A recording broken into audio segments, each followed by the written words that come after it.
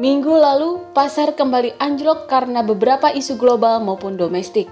Apakah masih ada sektor-sektor yang menarik untuk para investor? Berikut analisis IHSG dari Edwin Sebayang, Head of Research MNC Securities.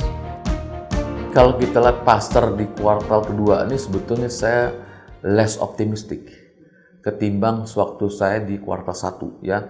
Di kuartal 1 awal tahun saya masih memperkirakan itu GDP kan pertumbuhan ekonomi bisa tumbuh sekitar 5,3% itu dalam research kami ya.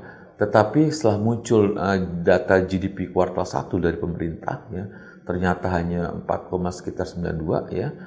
Kita langsung merevise down ya dari target GDP kita April Mei kemarin, sehingga kita hanya memperkirakan sekarang GDP itu sekitar 5,07%, dan itu akan berdampak kepada earning per share rata-rata dari emiten, di mana itu kaitan dengan indeks ya, sekarang 5240 ya kan, maksimal skenario optimis ya, dan kita perkirakan tadinya EPS itu bisa tumbuh kurang lebih sekitar 11% di tahun 2016, tapi hari karena GDP sehingga kita revise down itu hanya tumbuh rata-rata sekitar 9%-an.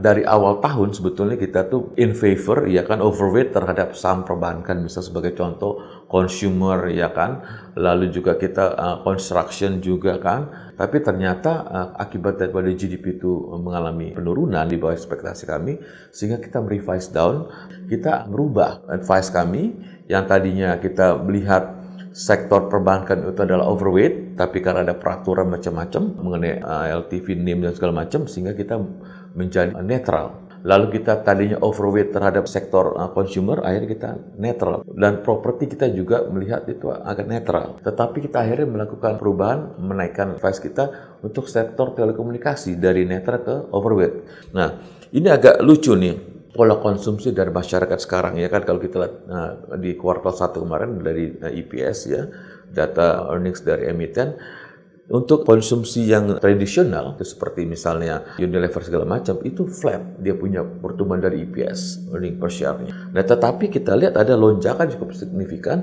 ke EPS dari sektor komunikasi. Artinya apa? Sekarang tuh orang lebih senang ya kan membelanjakan pendapatan itu untuk yang sifatnya aktualisasi diri, yang membeli voucher segala macam, daripada untuk konsumsi gitu. Jadi lebih bagus mungkin mereka mengurangi makan ketimbang dia tidak aktualisasi diri.